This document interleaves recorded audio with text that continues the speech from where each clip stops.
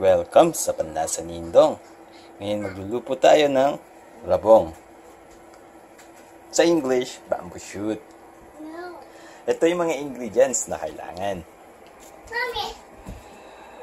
Suka at soy sauce, onion, garlic, and black pepper, and lalagyan ko po siya ng baboy. Kailangan din po natin ng mantika dito. First step na gagawin po natin, papainit na po tayo ng mantika. Pag mainit na po yung mantika, ilagay na po natin yung baboy. Gigisa po natin to.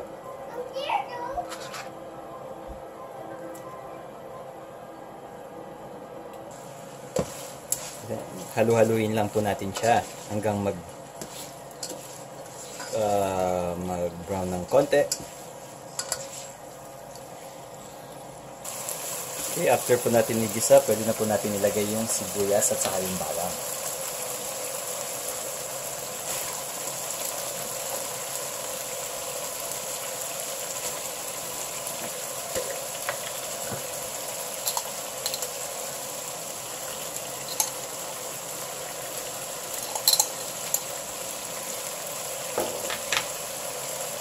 Halu-haluin lang po natin ito.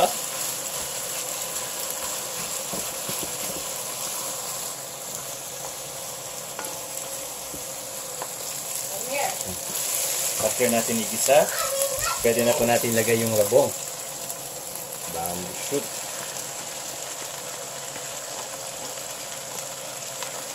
Then, lagyan po lang natin ng 1 cup of water. Isabay na rin po natin yung soy sauce.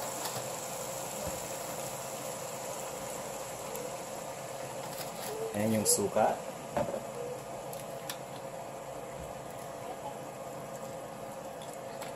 And black pepper. Pampasarap. Pwede rin natin lagyan ng laurel para mas lalong sumarap. Then, saka lang po natin to haluin para hindi masunog yung karne sa ilalim. Saka lang po natin to tatakpan. Hintayin po natin mulo.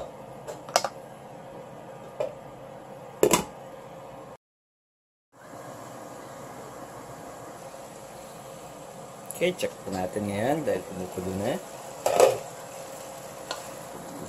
Ayan, tikman nyo lang po yung lasa kung tama na po ba yung tinta ng soy sauce. Pag kulang pa ho, pwede nyo pong dagdagan.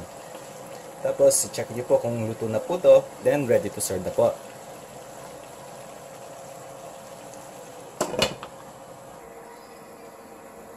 Okay, so heto na po ang ating adobong labong. Sa mga ibang ingredients pa na gusto nyo pong malaman, pumunta lang po kayo sa Panlasa ni Indong. Salamat po!